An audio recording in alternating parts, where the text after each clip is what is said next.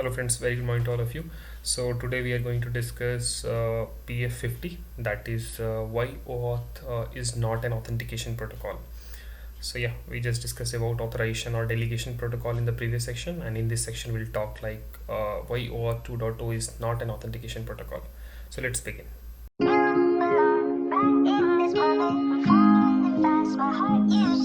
Okay, so yeah, in this session we'll discuss about why OAuth2.0 is not an authentication protocol. So previous session we talked about like in terms of whether OAuth is an authorization or delegation.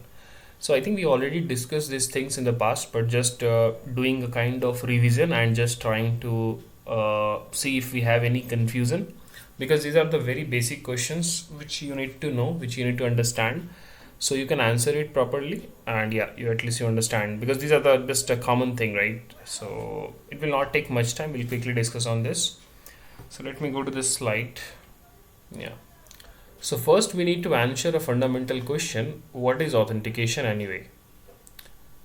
So authentication in this context is what tells an application who the current user is and whether they are currently using your application. Okay, it is the piece of security architecture that tells you the user is who they claim to be, usually by providing a set of credentials to the applications that prove these facts. This is all about talking about authentication, right? So using these things you can claim, okay, who you are.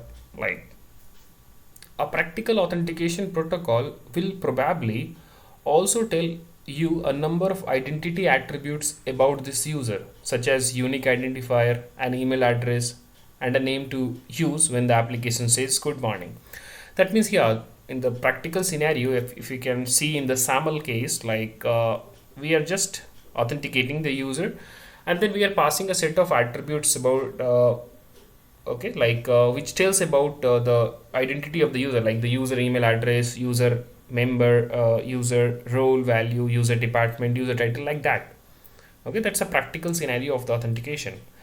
However, in OAuth, what you have seen, it basically tells the application none of that. So in the case of authentication, you can see that you are just passing a value, like in the assertion, like number, different identity of the user, like user unique identifier, email address, title, department, roles, like that. Whereas in OAuth, it tells application none of that. Then what happens? So in OAuth on its own says absolutely nothing about the user, nor does it say how the user proved their presence, or even if the user is present at all. That means in the OAuth is not going to say anything about the user. It definitely presents an access token, but it's not saying that it's the user like authenticated or user having this value. I'm just passing this user value. It's not talking about anything. It's just passing the access token, so you are authorized to perform some kind of APIs, right? So as far as an OAuth 2.0 client is concerned, it asked for a token, it got a token, and it eventually used that token to access some API. As I told, it doesn't know anything about authorize the application or whether there was even a user there at all. Okay, that means like, yeah, in the OAuth we have seen that from authorization server you are getting an access token, but in that case OAuth is not talking anything about the user, or it's not talking that whether the user authorized for some application. It's not talking anything. It's just giving you a token, and you can use that token to access some API, right? Whereas in case of authentication, it has to talk about like user attribute information. User has to prove, okay, that authentication has been done.